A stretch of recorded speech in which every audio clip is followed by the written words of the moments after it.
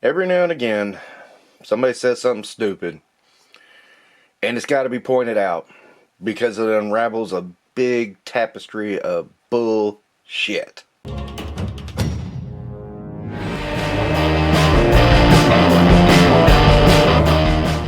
Hello, ladies and germs. As you all know, occasionally I touch on bits of entertainment. Why? Because let's face it, that's why we're all here. My love of superheroes came from comic books. My love of Star Wars came from movies. My love of He-Man came from cartoons. I mean, it's all intertwined. To say that the entertainment landscape has been, to put it mildly, a shitstorm is kind of an understatement. This year we saw The Acolyte. It was horrible.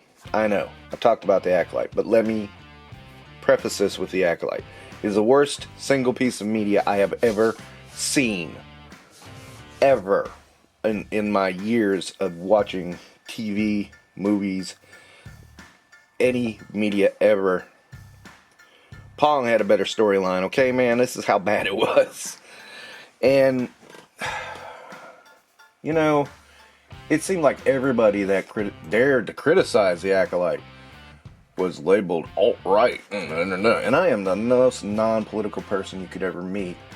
And, you know, I'm sure I'm on somebody's list somewhere. So, yeah. Let's just leave it at that. But this really blew me away. And this is from an article in the New York Times. It's an opinion piece called "Wokeness is Dying."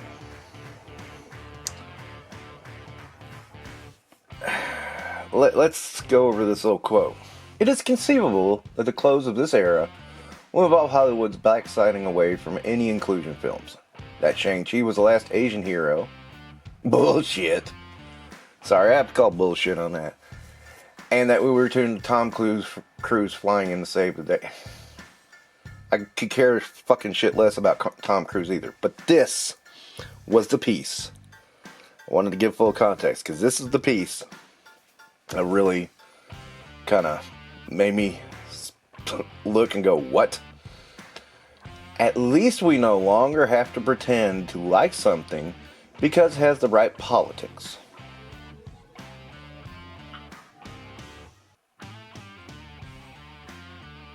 Or because the people most vocally against it are Nazis."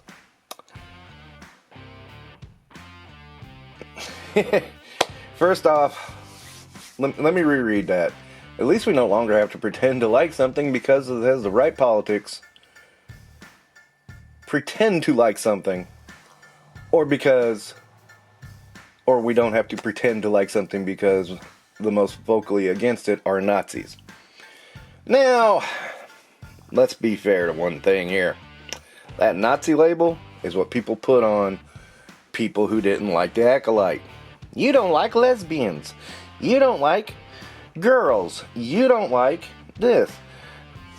Does anyone remember Molly Damon sitting on a live stream saying, "Oh, you don't like the writing? No, you just don't like lesbians." She said that.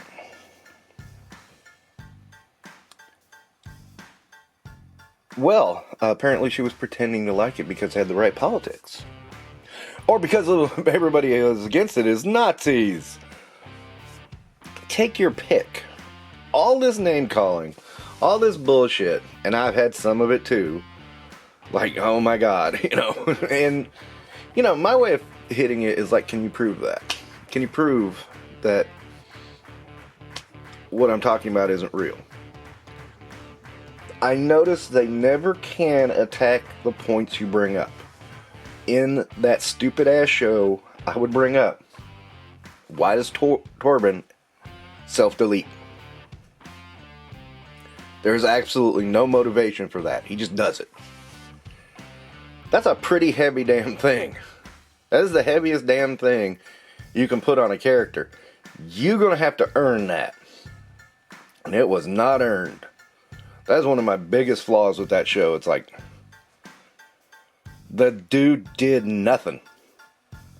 Even the most mild, weak person can watch that show and say, yeah, he had no reason to feel that way. None. But no, you were labeled a Nazi if you said that part about the show. Yeah, because you didn't think a character had motivation to do what he did, which was very serious. No, it's that you hate women.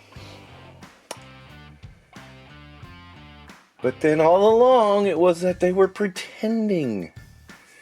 Now, here's the catch-22 in this. Note the term pretend. In all of this, remember when they started calling anyone who didn't like any media grifters? They're grifting. All while taking super chats too. I mean, that was a brilliant one for me. It's like literally I know I had a clip somewhere where a guy called someone a grifter and then thanked someone for the super chat in the same breath. Blows me away. But you know, this just, for one thing, it backs up something a lot of people were saying. I mean, I honestly was thinking that maybe it was, maybe people in the media didn't want to lose their access. I can see that. Because you will. It's been proven. Time and again. You have certain YouTubers who have full access and then they just say the wrong thing and boom, they're out. And it's not even that bad. It's just like, well, this wasn't as good as it could have been. Boom, they're out. And you kind of get that. There's always been this weird relationship between entertainment conglomerates, for lack of a better term, or studios, or whatever you want to say, and the press. But it's been a little less. Back in the day, it was, wasn't antagonistic, but it wasn't dishonest either. I mean, if they say a movie flopped, it's because it flopped. And usually, not always, but usually you could see reasons for that. Lack of quality, something else. And usually studios took a lesson from a flop and figured out something about it. But somewhere in our modern sensibility, it got to the point where it was like, oh, it must be about politics. And I will squarely blame Kathleen Kennedy for this one, because she's really the one that started it with Last Jedi. It was like, oh, you guys just don't like a woman in the lead, and you don't like a black man being one of the leads. And it's like, no, we could care less.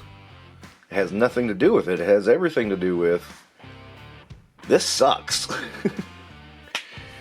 And it seems to have snowballed from there. It's just been on and on. And, the fact that just about every medium is intellectually and creatively bankrupt does not help matters much.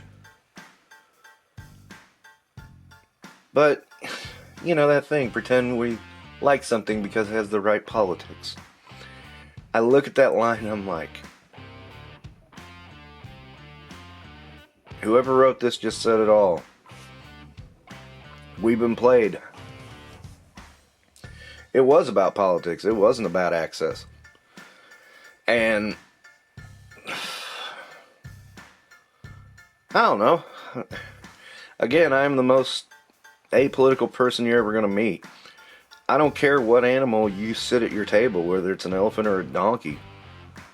Both of them are going to shit in your food at dinner time. I mean, that's what they do. And I just feel like, keep the politics out of it. Keep the politics away. That's how you go. Because you focus more on quality, on getting good performances, on getting a good story that is sensical in the world you create and has some logic. And, don't have major changes to characters happening off screen in what should have been a second sequel between the two trilogies, another trilogy in there to fill in the gaps, because Luke went way far off the deep end and it didn't seem to match his character.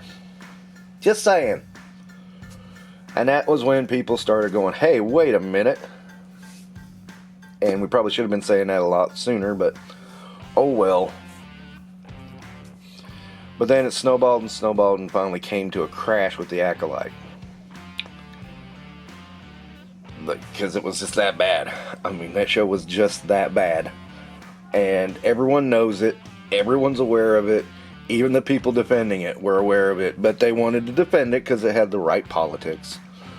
And again, I say, take your politics and get them out of my entertainment. I'm fucking sick of it. Okay, I want to do a quick rundown of this thing because it was such a big... That's a big bomb to have someone say, at least we no longer have to pretend to like something because it has the right politics. Wow. And I tried to make sure I did not take this out of context. I've seen a couple of other people talking about it, but you know, I want to try to give the full paragraph to give it the full context, because Lord knows we've seen what happens when you take something out of context with Gary Gygax. Once you add the context in, it kind of makes a difference. But okay. Yeah. No, this is, could it have been a joke? Maybe, but it does not read that way. It reads like, yeah, that's what we've been doing, pretending, and we've just been rallying against the Nazis, who don't exist, but we're going to say they do. I hate even dipping my toes into this politics bullshit, but there it is in black and white. Yeah, well, anyway, wanted to bring this to people's attention, because it's so stupid. Thank you for watching and listening to me ramble. Don't forget to do all that YouTube stuff, and take care, guys.